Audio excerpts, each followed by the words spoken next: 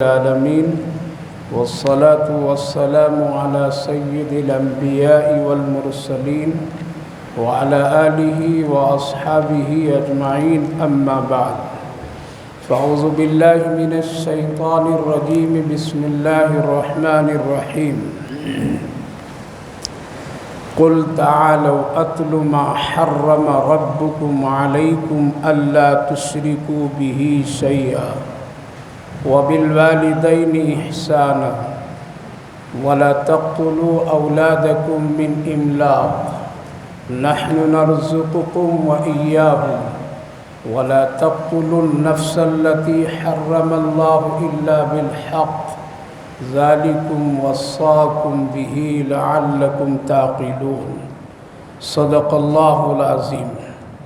بھائی اور بزرگوں، اللہ رب العالمین کا شکر، اس کا احسان ہے کہ اللہ تعالیٰ نے نماز تراویح جماعت کے ساتھ پڑھنے کی توفیق عطا فرمائی۔ اللہ تعالیٰ قرآن سننے کو بھی اور پڑھنے والے حضرت امام صاحب کی بھی قبول فرمائے۔ ماشاءاللہ آج سورۃ الانعام مکمل ہوئی ہے اور 7.5 جز ہم اور آپ نے تراویح میں سن چکے ہیں۔ گویا کہ قرآن کا ایک حصہ قریب ہو گیا ہے۔ رات گزرے گی، دن گزرے گا، زندگی گزرے گی اور تراویح بھی مکمل ہو جائے گی۔ آج سورۃ الانعام بہت ہی پیاری اور بڑی برکت والی یہ سورت، مکۃ المکرمہ میں یہ سورت نازل ہوئی ہے۔ اللہ کے رسول صلی اللہ علیہ وسلم نے ارشاد فرمایا، پورے قرآن میں اس سورۃ پاک کے نزول کے خاص انداز تھا، اور ایک اللہ کی طرف سے اس سورۃ پاک کے نزول کے لیے خاص اہتمام تھا۔ ہر ایک سورت نازل ہوئی، حضرت جبریل علیہ السلام تشریف لاتے تھے اور آپ پر وحی ہو جاتی تھی، لیکن اس سورت کے نزول کے لیے اللہ رب العالمین نے خاص اہتمام یہ فرمایا کہ 70,000 فرشتے حضرت جبریل کے ساتھ بھیجے، جس کی وجہ سے اس سورت کی دوسری سورتوں کے مقابلے میں اہمیت بڑھ جاتی ہے۔ 70,000 فرشتے آئے تھے اس سورت کے نزول کے وقت میں۔ ظاہر ہے کہ نورانی فرشتے جب ہوں تو ایک سورت کے پیغام اور اس کی اہمیت کتنی بڑھ جاتی ہے۔ اس سورت پاک میں ہے کیا؟ اس سورت پاک میں خاص کر اللہ نے توحید کا ذکر کیا ہے دلیلوں کے ساتھ۔ دوسری بات، اس سورت پاک میں کچھ اپنے خاص انعام اور حلال جانوروں کا بھی تذکرہ کیا ہے، اور اس سورت پاک میں توحید پر دلیل دیتے ہوئے اللہ نے حضرت ابراہیم علیہ السلام کے ایک واقعے کو بڑی مدلل ذکر فرمایا ہے۔ اس سورت پاک میں خاص کر امیری اور غریبی کو اللہ نے مٹایا ہے، اور یہ بتلایا کہ میرے نزدیک نہ امیر کی حیثیت ہے نہ غریب کی حیثیت ہے، میرے نزدیک اخلاص کی حیثیت ہے۔ اگر ایک غریب کے اندر اخلاص آ جائے تو میرے نزدیک مالدار سے بھی زیادہ اس کی اہمیت ہے، اور اگر ایک غریب میں تکبر غرور آ جائے تو میرے نزدیک اس کی کوئی اہمیت نہیں ہے۔ لہذا اللہ نے امیری اور غریبی کا فرق اور غریبوں کی اہمیت اور مالداروں کے لیے ایک نصیحت بھی سورۃ پاک میں، جیسا کہ کفار و مشرکین کہا کرتے تھے، اے محمد صلی اللہ علیہ وسلم، ہم آپ کی بات سنیں گے، سمجھیں گے اور عمل بھی کریں گے، لیکن ایک شرط ہے، بلال کو ہٹا دیجیے، میں صہیب رومی کو ہٹائیے، عبداللہ ابن مکتوم جو نابینا ان کو ہٹائیے، عبداللہ ابن مسعود کو ہٹائیے، ذوالبجالین کو ہٹائیے، فلاں غریب طبقے کے جو آزاد کردہ جو پہلے لوگ غلام تھے اور جو چھٹ کر کے نبی پاک کی قدموں میں آئے، تو ظاہر ہے کہ یہ لوگ غریب سمجھے جاتے تھے ان مکہ کے چودھریوں کے سامنے۔ تو لوگ کہتے تھے میں بیٹھنا چاہتا ہوں لیکن اس کے بدن سے پسینے کی بدبو آتی ہے، لہذا میں نہیں بیٹھوں گا، اگر ہم کو سمجھانا ہے تو ان کو بہت دور ہٹا دیجیے۔ اللہ تعالیٰ نے پسند نہیں کیا، اور ایک موقع ایسا آیا کہ اللہ کے رسول صلی اللہ علیہ وسلم نے حکمتاً اور مصلحتاً ایسا کیے لیکن اللہ نے فرمایا وَلَا تَطْرُدِ الَّذِينَ يَدْعُونَ رَبَّهُمْ بِالْغَدَاةِ وَالْعَشِيِّ يُرِيدُونَ وَجْهَهُ، اے میرے نبی خبردار مالداروں کی چکر میں آ کر کے میرے مخلص غریبوں کو مت ہٹائیے۔ قرآن میں ہے صاف صاف، رسول اللہ صلی اللہ علیہ وسلم کو ایک وقت پر اللہ تنبیہ فرمایا، ایمان آپ کے ہاتھ میں نہیں، ہدایت میرے ہاتھ میں ہے۔ ہم کپڑے، چہرے، گھر، بنگلے دیکھ کر کے ہدایت نہیں دیتے ہیں، دل کی پاکیزگی کی بنیاد پر ہم ہدایت دیتے ہیں۔ اس لیے اللہ کے نزدیک اس کی کوئی اہمیت نہیں، آپ ان کو مت ہٹائیے، ان کو قریب کیجئے۔ صبح و شام میرا ذکر کرتے، بالعشی، صبح و شام یہ ذکر کرتے ہیں، مجھے یاد کرتے ہیں۔ تو میرے بھائی بزرگوں، اس صورت پاک میں امیری اور غریبی کو اللہ نے سمجھایا کہ اصل اللہ کے نزدیک کیا محبوبیت اور مقبولیت ہے۔ اسی لیے اللہ نے اگر کسی کو مالدار بنایا ہے تو ایک بار نہیں، ہر دن ہزاروں بار اللہ کا شکر و ادا کرے، اور کسی کو اپنی نظروں سے حقیر اور کمتر نہ سمجھے، ورنہ دولت کو جانے میں بھی دیر نہیں اور آنے میں بھی دیر نہیں ہے۔ یہ اللہ کا ایک خوبصورت نظام ہے۔ تو اس صورت پاک میں اس کو بھی اللہ نے خوب ذکر کیا ہے۔ قرآن کریم جب سنتا ہوں اور تراویح کی نماز میں جب امام صاحب پڑھتے ہیں اور اس کے نشیب و فراز جب اتار چڑھاؤ کی کیفیت ہوتی ہے تو دل باغ باغ ہو جاتا ہے کہ میرے رب نے کتنی پیاری بات بتائی ہے۔ اس لیے یاد رکھیے، دین کا کام سب سے پہلے اللہ نے غریبوں سے لیا ہے، مالداروں سے نہیں لیا ہے، اور آج بھی دین کا کام غریبوں سے لے رہا ہے۔ آپ مدرسے چلے جائیے، آپ کو وہاں مالدار بچے نہیں ملیں گے، غریب کے بچے ملیں گے۔ آپ 1200-1300 بنگلور کی مساجد کا سروے کر لیجئے، مصلی پر غریب خاندان کا کوئی امام کھڑا ہے، مسجد کی خدمت کرنے والا کوئی غریب ہی ملے گا آپ کو، کوئی امیر نہیں ملے گا، کیونکہ ہمارے اور آپ کے دلوں میں ایک وہم ہے کہ ہم یہ کام نہیں کر سکتے ہیں۔ تو میرے بھائی بزرگوں، اللہ ہمیشہ اپنے دین کو زندہ اس سے غریبوں سے لیے، ہاں مالداروں سے بھی لیے، ایسا نہیں کہ نہیں لیے، ان کی زکوٰۃ، ان کے صدقات، ان کے مالی تعاون، اللہ جب ان کو توفیق دیتا تو اس سے یہ کام لیتا ہے۔ اس لیے دنیا کا نظام ایک دوسرے سے جنجیروں کے ساتھ جڑ کر کے ہے، لہذا غریب نہ امیر کی حقیر کرے اور توہین کرے، اور نہ مالدار غریب کی توہین اور کوئی اس کے ساتھ حقارت کا معاملہ کرے، دونوں اپنی اپنی جگہ پر اللہ کا شکر ادا کر کے زندگی گزارے۔ تو اس صورت پاک میں اللہ نے خوب ذکر کیا ہے۔ اس کے ساتھ ساتھ اس صورت پاک میں اللہ نے فرمایا تم یہاں نہیں مجھے دیکھ سکو گے، بلکہ دیکھنے کے لیے تم کو دنیا میں محنت کرنی پڑے گی اور جنت میں مجھے دیکھ سکو گے۔ اس لیے اللہ کو اگر دیکھنا چاہتے ہیں اس آنکھ سے، تو اس آنکھ کو دنیا کی گندگیوں سے بچائیے۔ کیا کیجئے؟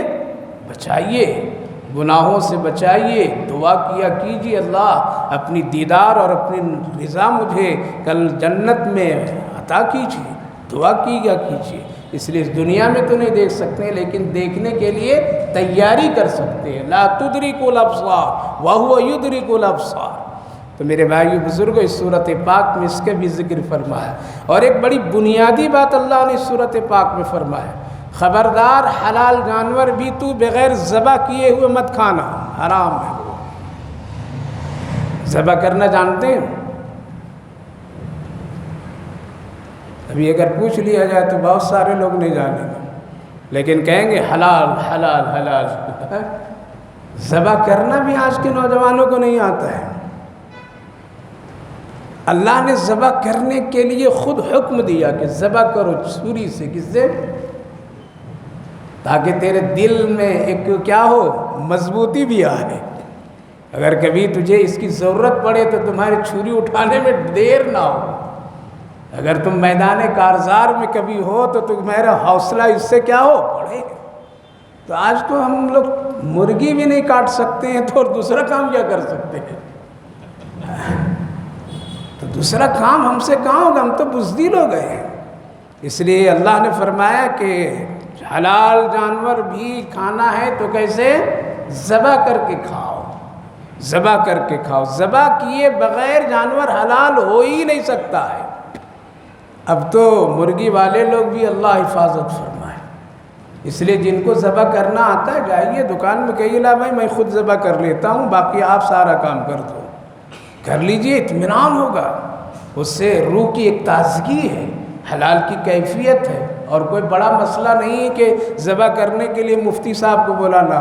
ہم تو وہ مسلمان ہیں کہ ذبح کرنا بھی نہیں آتا ہے، اور بچہ پیدا ہو جائے تو اذان دینا بھی نہیں آتا ہے، اور والدین میں سے کسی کا انتقال ہو جائے تو جنازہ پڑھنا بھی نہیں آتا ہے، ماں باپ کو غسل دینا دلانا بھی نہیں آتا ہے۔ یہ مسلمان لیکن ہیں لندن کے پڑھے ہوئے ہیں، یونیورسٹیوں کی ڈگریاں لے کر کے بیٹھے ہوئے ہیں، رشتے اور ناطے کے وقت میں یہ نہیں، اگر پوچھ لیا جائے بسم اللہ کا طریقہ تو سینکڑوں لوگ نہیں بتا سکیں گے۔ میں اپنی کمزوریاں بول رہا ہوں میرے بھائیوں بزرگوں، ہم وہ مسلمان ہیں کہ ہم کو ذبح کرنا بھی نہیں آتا ہے، بچے کے کان میں اذان دینا اور اقامت بولنا بھی نہیں آتا ہے، جنازے کی دعا بھی نہیں آتی ہے۔ آپ سروے کر لیجئے، گھروں میں اپنا جائزہ لے لیجئے، پہلے دور کے لوگ تو خواتین حضرات ہی خود گھر میں ذبح کر لیتی تھی، اس لیے کہ مرد کے ہاتھ سے مسلمان کے ہاتھ سے بھی ذبح جائز ہے، اور مسلمان عورت کے ہاتھ سے بھی ذبح جائز ہے، دونوں جائز ہے۔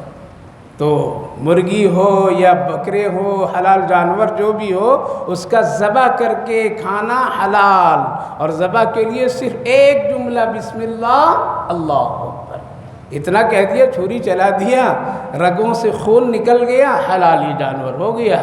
لیکن اتنا ہم کمزور ہیں، یہ کام بھی نہیں کر سکتے۔ اللہ نے اس کا طریقہ یہاں بتایا، قرآن دیکھیے، اس وقت جو آیت کریمہ پڑھا ہوں یہ 8ویں جز کی آیت ہے، 7 جز پڑھا گیا اور 8واں آدھا نصف۔ اس میں اللہ تعالیٰ نے فرمایا پورا قرآن میرا کلام، اللہ کی ہر بات بڑی اہمیت، لیکن کبھی کچھ خاص چن کر کے اللہ اپنے بندوں کو کہتا ہے اس پر عمل کم سے کم کر لو۔ جیسے کسی کے استقبال کے لیے ہم دسترخوان لگاتے ہیں کہ بڑے صاحب آئے ہیں، اس کے لیے طرح طرح کے کھانے پینے کی چیزیں لگا دیتے ہیں، سب کچھ صحیح ہے کھانے کے لیے، لیکن اس میں سے کچھ خاص رکھتے ہیں اور اس سے کہتے ہیں کہ بھائی یہ آپ ہی کے لیے خاص بنایا ہو، آپ اس کو ضرور لیجئے، گھر والے لوگ آپ کے لیے تیار کیے ہیں، حالانکہ سارا کھانا ہے لیکن اس میں خاص کیا کیا؟ آپ کے لیے ہے، اس لیے آپ بڑے ہیں، آپ میرے اچھے ہیں۔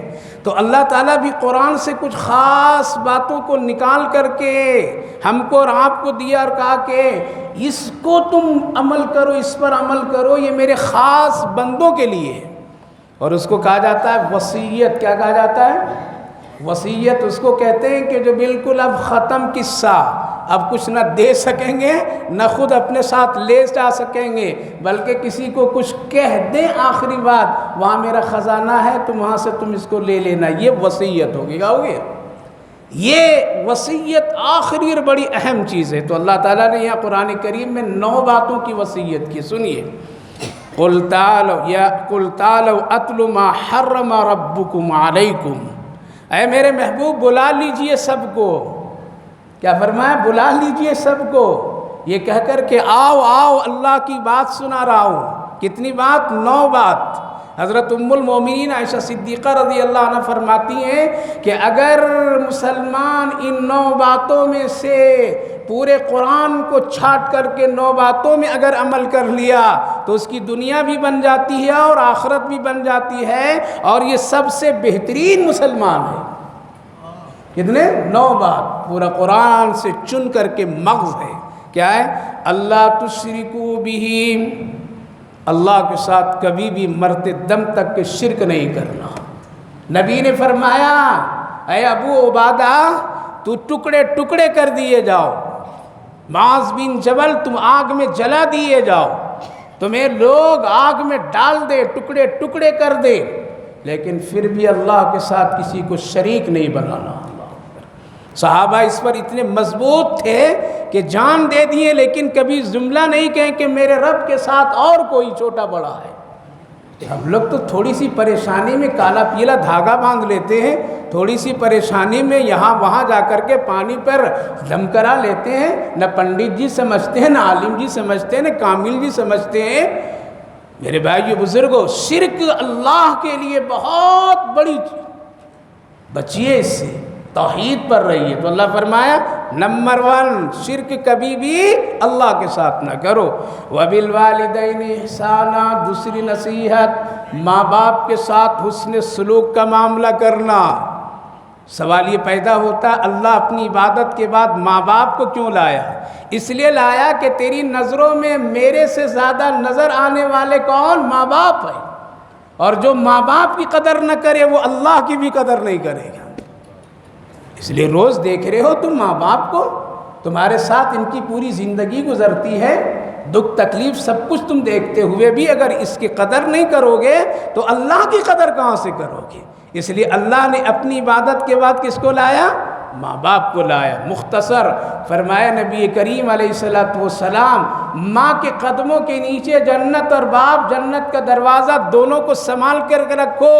اگر دروازہ خراب کیا تو اندر جا نہیں سکتے ہو، اور اگر دروازہ ٹھیک رکھا لیکن جنت ماں کو ٹھیک نہیں رکھا تب بھی تم اندر نہیں جا سکتے ہو۔ اس لیے ماں باپ کی بڑی اہمیت ہے، بڑی اہمیت ہے۔ لیکن ہاں ماں باپ بھی ہو، لڑانے والا ماں باپ نہ ہو۔ کبھی کبھی ماں بیٹوں کے ساتھ میں بھی ظلم کرتی ہے۔ ساس بہوؤں کے قصے میں جب آ جائے تو اللہ حفاظت فرمائے کیا کیا قصے گڑ جاتے ہیں اور پریشانیاں آ جاتی ہیں۔ اس لیے ماں اپنی عزت کو سمجھے کہ اللہ نے مجھے کتنا اونچا مقام دیا ہے، باپ بھی اپنی عزت کو سمجھے اللہ نے مجھے کتنا مقام دیا ہے۔ ہم اپنی اولاد کے لیے کچھ نیکی کی رہبری اور نیکی کا کچھ خزانہ اس کے لیے کر کے جائیں۔ اس لیے حضرت عبداللہ ابن مسعود رضی اللہ عنہ رات میں قرآن کی تلاوت کرتے تھے، روز کرتے تھے، خوب کرتے تھے۔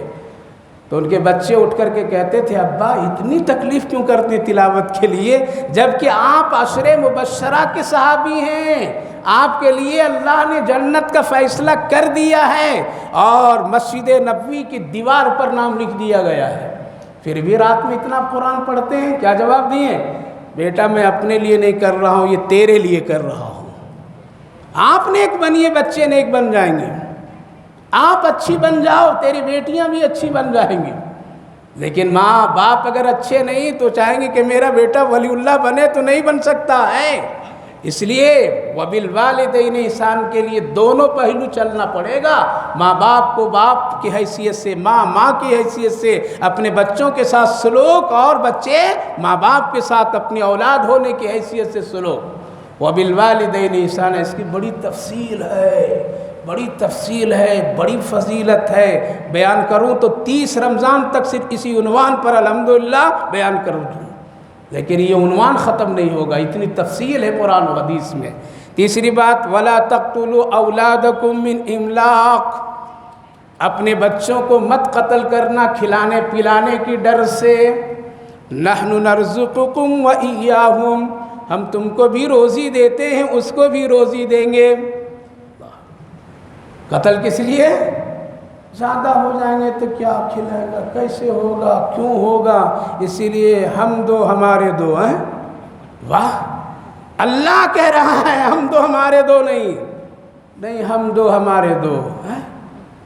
یہی تو زندگیاں چل رہی، ہم دو ہمارے دو۔ اللہ کہہ رہا ہے کہ قتل نہیں کرنا کھلانے پلانے کی ڈر سے۔ قتل کے سسٹم بدل گئے ہیں، پہلے لوگ قتل زندہ ہونے میں کرتے تھے، اب تو ماں کے پیٹھی میں لوگ ماں قتل کر دیتی ہے۔ علماء فقہ لکھتے ہیں کہ اگر بچہ پیٹ میں، ماں کے پیٹ میں اگر اس کی زندگی مل گئی ہے اور اس کی آنے کا فیصلہ اللہ کر دیا ہے اور اس کی شکل و شباہت تیار ہے اور پھر کسی نے اس کو ضائع کر دیا تو اس کا قتل کا حکم ایسے ہی جیسے چلتا پھرتا بچے کو کسی نے قتل کیا ہے۔ تو ماں باپ کیا بنے؟ قاتل بنے۔ اس لیے ہم دو ہمارے دو کے اصول پر مت گزارو۔ ہاں کچھ سسٹم ہے، فقہ سے پوچھو، ائمہ سے پوچھو تنہائی میں آ کر کے کہ اگر کوئی مجبوری ہے، بیوی کمزور ہے یا مرد کمزور ہے یا کچھ اور تقاضے ایسے ہیں جس کی وجہ سے اولاد زیادہ نہیں ہونا، تو اس کی شریعت میں اس کی گنجائشیں ہیں، لیکن وہ علماء سے پوچھو، ڈاکٹروں سے مت پوچھو۔ ڈاکٹر سے بعد میں پوچھنا، پہلے کہاں پوچھنا؟ علماء سے پوچھو کہ ایسے حالات میرے، ہم کیا کریں۔ یہاں جو رائے دیں گے وہ جا کر کے ڈاکٹر کو بتلائیے۔ اس لیے ہمارا اور آپ کا پہلا تعلق کیا ہے؟ ایمان، اسلام، شریعت۔ وہ تو سیدھے کہہ دیں گے کہ میرے ہاں تو فارمولہ ہے، آ جاؤ، ہم دو ہمارے دو میں پورا کام ختم کر دیتا ہوں۔ تو اللہ تعالیٰ فرمایا وَلَا تَقْتُلُوا، مت قتل کرو، مت قتل کرو۔ اسلام ہی ایک ایسا خوبصورت مذہب ہے جو جان کی حفاظت کا سارا پہلو عطا کرتا ہے، ورنہ اس کے علاوہ کسی مذہب میں نہیں ہے جان کی حفاظت، اسلام میں ہے۔ بچیوں کو قتل کر دینا یہ کفر کا عمل تھا، اور یہیں تک کہ نہیں میرے بھائیو بزرگوں، آگے دیکھو اسلام سمجھو کس اسلام میں ہم لوگ ہیں، اللہ نے کیسے اسلام کی دولت دی ہے۔ اگر شوہر مر جاتا تھا اور بیوی زندہ تو یہ کرتے تھے کہ بیوی کو بھی مردہ شوہر کے ساتھ اس کو بھی دفن کر دیتے تھے، اور یہ کہتے تھے کہ اب اس عورت کے لیے کوئی حق نہیں دنیا میں رہنے کا، یہ اچھوت ہو گئی۔ کیا ہو گئی؟ اب اس سے کوئی شادی نہیں کر سکتا ہے، اب یہ دنیا میں رہنے کے لائق نہیں ہے، اس لیے شوہر کے ساتھ اس کو دفن کر دیتے تھے یا آگ کے حوالے دونوں کو کر دیتے تھے۔ یہ پاکیزہ عورت کا یہ مقام کس نے دیا؟ اسلام نے دیا۔ جب ہمارے آقا صلی اللہ علیہ وسلم دنیا میں تشریف لائے تو فرمائے یہ حرام ہے، لہذا عورتوں کو نہ دفن کرو شوہر کے ساتھ، اور نہ اس کے بیوہ ہونے کی وجہ سے اس کو منحوس اور نحوست سمجھو، بلکہ اللہ نے حکم دیا آپ بیوہ عورتوں سے نکاح کیجئے۔ کیا کیجئے؟ اس لیے نبی پاک علیہ السلام بیوہ عورتوں سے نکاح کیا، اللہ کے رسول نے طلاق شدہ عورتوں سے نکاح کیا۔ کیوں؟ تاکہ دنیا میں یہ بدآمنی، عورتوں کی استہزاء، عورتوں کو ذلیل کرنے کا جو طریقہ ہے وہ اسلام اس کو مٹا کر کے رکھ دی۔ آج افسوس ہے، غیر تو غیر مسلمان ماں بہنیں بھی اپنی تحفظ غیروں کے دین میں تلاش کرتے ہیں، اور وہ سمجھتے ہیں کہ اسلام ہم کو مقام کچھ نہیں دیا، اسلام ہم کو برابری نہیں دیا، اسلام ہماری عزت آبرو کی حفاظت نہیں کیا۔ اگر اسلام نہیں ہوتا تو زندہ عورتیں دفن کر دی جاتی آج بھی، اور خود دور کی بات، مکے کی بات نہیں بتا رہا ہوں، اس ہندوستان میں بھی یہی کام ہو رہا تھا اسلام کے آنے اور اسلام کے طریقے چلنے سے پہلے، یہاں بھی وہی کام ہو رہا تھا۔ ارے کپڑا پہنانے کا طریقہ تو اسلام نے ان کو دیا ہے، ورنہ چند ٹکڑے پہن کر کے لوگ گھومتے تھے، اسلام نے ان کو کپڑا پہننے کا طریقہ دیا، کھانے کا طریقہ دیا، شادی کا طریقہ دیا، بیوی کا مقام دیا، بیوی کی حیثیت بتایا، لڑکی کو لڑکی کہا، برکت کا، رحمت کا۔ گوشت کھانے کا بھی سلیقہ اسلام ہی نے ان کو دیا ہے، ورنہ کہاں تو ترکاری سبزی بھاجی میں پڑے ہوئے تھے، لیکن جب گوشت کی لذتیں آئی ہیں تو پھر ہم سے بھی زیادہ آج وہ کھا رہے ہیں، اگرچہ وہ آواز لگا رہے ہیں کہ ایسا اور ویسا، لیکن جا کر کے دیکھو آج رمضان میں اسٹال لگے ہوئے ہیں۔ تو میں نے ایک دوست سے پوچھا کیا کر رہے ہو؟ کہا کہ اس وقت میں یہ کر رہا ہوں۔ ہم کہ صحیح بتا تیری دکان پر میں اپنے لوگ زیادہ آ رہے ہیں یا غیر آ رہے ہیں؟ کہا کہ حضرت غیر زیادہ آتے ہیں، اپنے لوگ کم آتے ہیں۔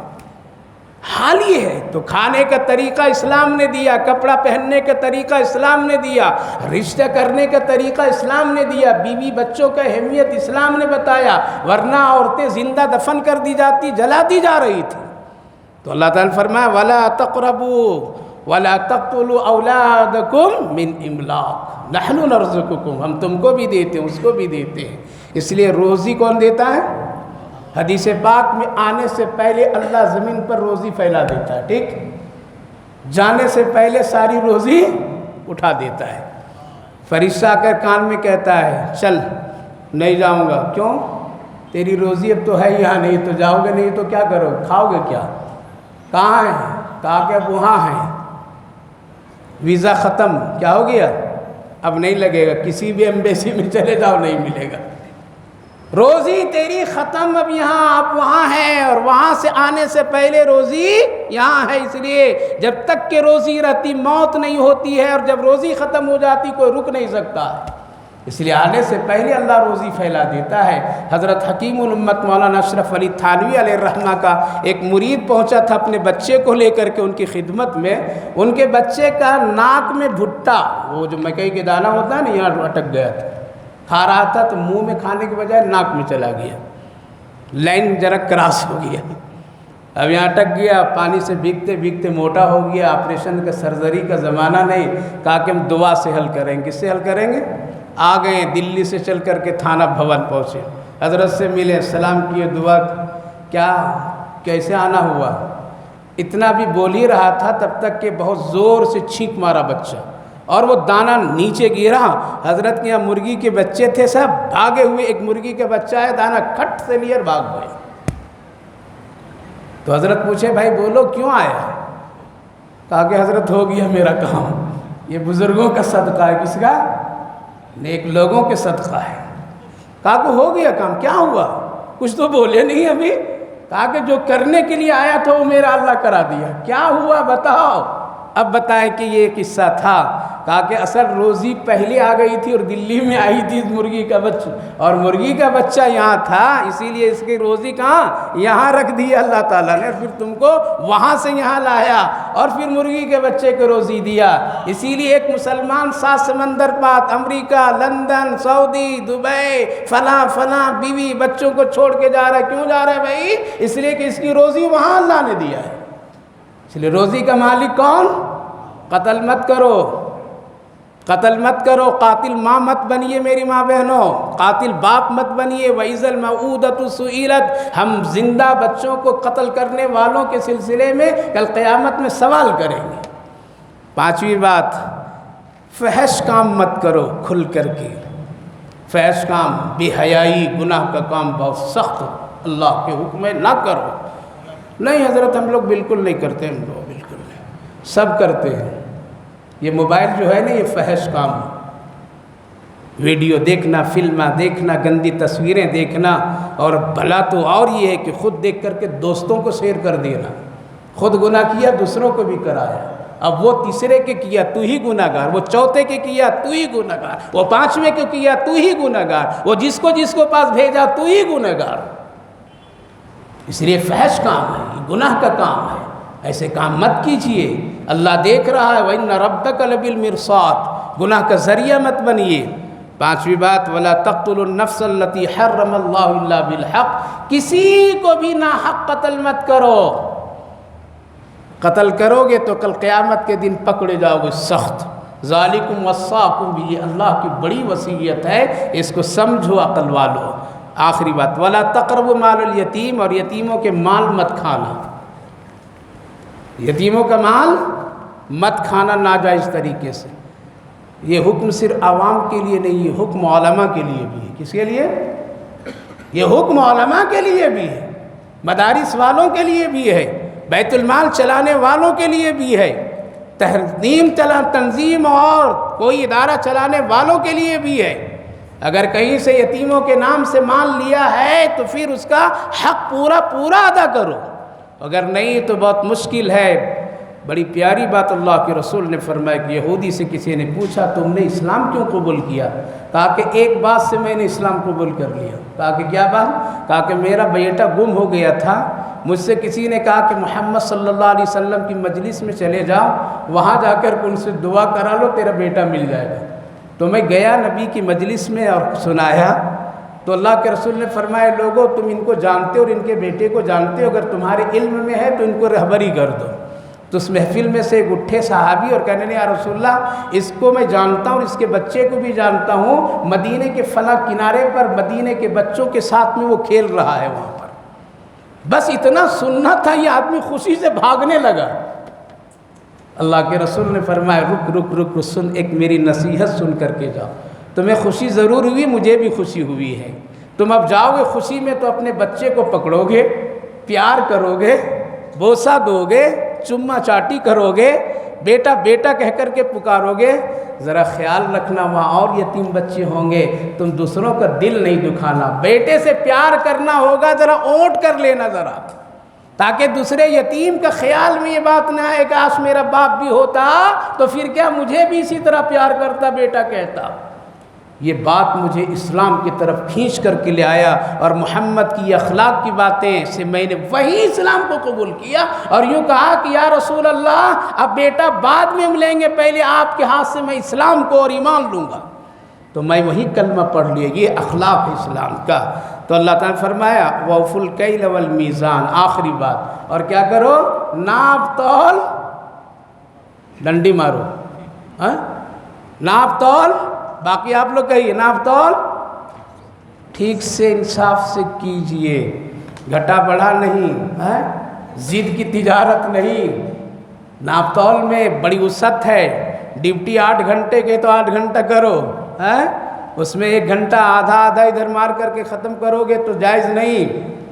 کپڑا ناپ رہے ہیں وہ بھی ناپ تول میں پورا پورا ناپیے، جو حقیقت ہے کپڑے کے وہی بتائیے، پرانا ہے تو پرانا بتائیے کہ اس سال کا یہ اسٹاک ہے، یہ اس سال کا اسٹاک ہے، ورنہ اگلے رمضان کو اسی میں ڈال کر کے کہہ دیں کہ نہیں یہی اسٹاک ہے۔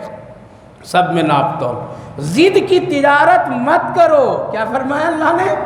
نہ کرو۔ ضد کی تجارت مطلب ضد کی تجارت کی مختصر بات، ضد کی تجارت یہ ہے کہ ہم 50 میں دیں گے، دوسرا کیا کہتا ہے ہم 40 میں دیں گے، تیسرا کیا کہتا ہے ہم 35 میں دیں گے۔ کیا ہو گیا؟ یہ ضد کی تجارت۔ تم نے ایک مسلمان کو کم کر رہا ہے، اس کو نقصان پہنچا رہا ہے، پتہ نہیں تم کہاں سے پوری کر لے گا۔ جیسے آج چل رہا ہے، ایک آدمی کہتا ہے کہ عمرہ میں 1 لاکھ میں کرائیں گے، دوسرا کہتا ہے 80 میں کرا دیں گے، تیسرا کہتا ہے 60 میں کرا دیں گے، تیسرا کہتا ہے اتنا میں ارے یہ کیا کر رہے بابا، اور سب جا کر کے فراڈ کرتے ہیں پھر وہاں پر۔ اس لیے صحیح ریٹ بولنا، صحیح کام کرنا، اوف الکیلا۔ حضرت امام مالک کا نام سنے؟ بات ختم کر رہا ہوں۔ حضرت امام مالک کا بڑے محدث اور فقیہ تھے۔ اس زمانے میں گھر میں روٹیاں پکتی تھی، سالن باہر سے خریدا جاتا تھا، دال بھی باہر سے لوگ لاتے تھے۔ تو حضرت نے فرمایا گھر میں تو روٹی ہے اور میرے شاگرد بازار چلے جاؤ اور 1 درہم میں 1 چمچہ دال ملتا ہے لے کر کے آ جاؤ۔ لہٰذا وہ گیا اور جانے کے بعد میں خادم لوگ دیکھیں کہ ارے امام مالک کے گھر دال جائے گی، لہٰذا بہت برکت کے پیسے آنے والے ہیں۔ تو ایک نے کہا کہ آؤ آؤ میں نے 1 کا 2 دوں گا، دوسرے نے کہا کہ آؤ میں 3 دوں گا، تیسرے نے کہا کہ نہیں میں 4 دوں گا۔ تو یہ شاگرد خوش ہو گیا، واہ، جا کر کے 4 لیا۔ کتنا لیا؟ جیسے ابھی پھنسے نا سب لوگ، 1 لاکھ میں 5 دوں گا، گاڑی بیچ دیا، دے دیا، اللہ اکبر، گھر لیز پر لگا دیا، دے دیا وہاں۔ یہ لالچ اس انسان کی، حرص انسان کی۔ 4 لایا، کتنا لایا؟ سوچا کہ میرے استاد خوش ہو جائیں گے، کیا ہوں گے جیسے ہم لوگ خوش ہو جاتے ہیں۔ حضرت نے پوچھا دال اتنی کیوں ہے؟ یہ تو 2 4 5 چمچے لگ رہے ہیں۔ کہا کہ ہاں حضرت آج تو مزے آ گئے ہیں بازار میں۔ کیا ہوا؟ جیسے بیٹا کر کے کہتے ہیں نا کہ آج تو ابا بہت ماشاءاللہ، تو ماں باپ بھی کہتے ہیں میرا بیٹا اب چالاک ہو گیا ہے، ماشاءاللہ ہوشیار ہو گیا ہے، 1 کا 10 بنانے لگا ہے، اب تو پھر یہ سب کرنے لگا ہے، بہت اچھا ہے، بہت اچھا ہے، نماز پڑھے نہیں، اچھا نظر آیا۔ دنیا اتنا مت بنا دو کہ بالکل آخرت ہی بھول جاؤ۔ کیوں یہ اتنی دال؟ کہا کہ 4 چمچے مل گئے 1 درہم کے۔ کیسے ملے؟ کہا کہ جب بازار گیا تو ایک نے کہا 2، تیسرے نے کہا 3، چوتھے نے کہا 4، تو میں سوچا کہ زیادہ جو دے رہا ہے وہاں سے 4 لے کر کے آ گیا۔ حضرت اچھا تو ہے، خوشی سے دیا، کوئی مار کے نہیں لیا۔ حضرت فرمائے یہ جائز نہیں ہے۔ کون فرما رہا ہے؟ بہت بڑا فقیہ حضرت امام مالک علیہ الرحمہ فرما رہے ہیں۔ کیوں؟ یہ ضد کی تجارت ہے۔ کون سی تجارت؟ ضد کی تجارت ہے۔ ضد میں آ کر کے یہ کام کیا ہے، اور ایسی چیز میں کھا لوں گا تو میری نماز کی نور نکل جائے گی، اللہ اکبر۔ اس لیے جاؤ واپس کر کے آؤ۔ ہم لوگ کریں گے؟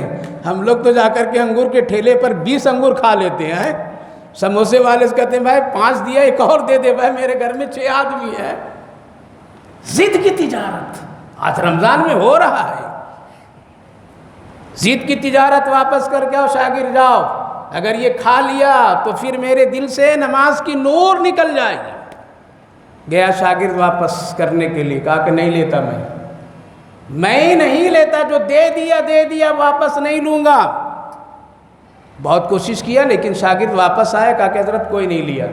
کہا کہ اگر کوئی نہیں لیا تو ایسے دیکھو بازار میں یا شہر میں اگر کوئی مسکین غریب ہو تو جا کر کے اس کو دے دو، یہ دال جا رہی ہے لے کر کے، جہاں مساکین اور غربا تھے وہاں جا کر کے۔ کہا کہ حضرت امام مالک کے یہاں سے؟ کہا کہ ہاں۔ کیا قصہ؟ مولوی کے یہاں سے اگر کچھ چلا جائے تو لوگ پوچھتے کیا ہوگی حضرت، آپ دعوت کر رہے ہیں کیا؟ رے بھائی ہم لوگ دعوت نہیں کر سکتے کیا؟ مولوی کو اتنا غریب سمجھ لیا ہے لوگ معاشرے میں کہ اگر یہ کچھ کھلا دیا کسی کو تو کیسے کھلایا ہے، اور کھانا بھی پسند نہیں کرتے ہیں۔ مولوی دعوت دیتے تو پسند نہیں کرتے، کیا ایک مولوی کھلائے گا؟ کھاؤ کسی عالم کے ہاتھ سے، تب دیکھنا اس کی نور اور اس کی رحمتیں کتنی آئے گی۔ اس کی روزی کتنی پاکیزہ ہے، مؤذن کے مانگ کر کے کھاؤ، کبھی اس کے ہاتھ سے دیکھو اس کی روزی کتنی پاکیزہ ہے جو صبح صبح تجھے اللہ اکبر جگاتا ہے۔ کہا کہ کیوں اتنی دار، قصہ سنایا، ایسا ایسا ہوا۔ تمام شہر کے فقراء و مساکین نے کہا کہ جس چیز کو حضرت امام مالک نہیں کھائیں گے اور ان کی نماز کی نور نکل جائے گی، اگر ہم لوگ کھا لیں گے تو ہم لوگوں کے دل سے بھی نور نکل جائے گا۔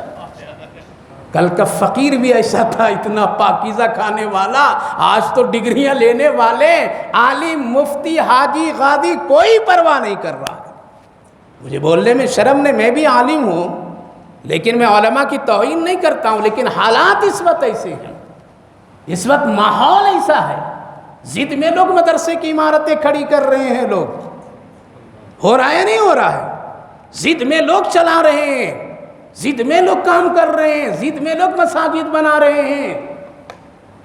ڈرو اللہ سے، کوئی نہیں لیا، واپس لے کر کے آ گیا۔ واپس آنے پر کیا کیا؟ حضرت امام مالک سے کہا کہ ایسا ایسا ہے، کہا کہ پھر اس کو دفن کر دو۔ کیا کرو؟ اس کو دفن کر دو۔ میرے بھائیو بزرگوں بتا رہا ہوں کہ ناپ تول میں کمی نہ کیجیے، ضد کی تجارت نہ کیجیے، کسی کو نقصان پہنچا کر کے اپنے گھر میں روٹیاں نہ بنائیے۔ اللہ ہم سب کو عمل کی توفیق نصیب فرمائے۔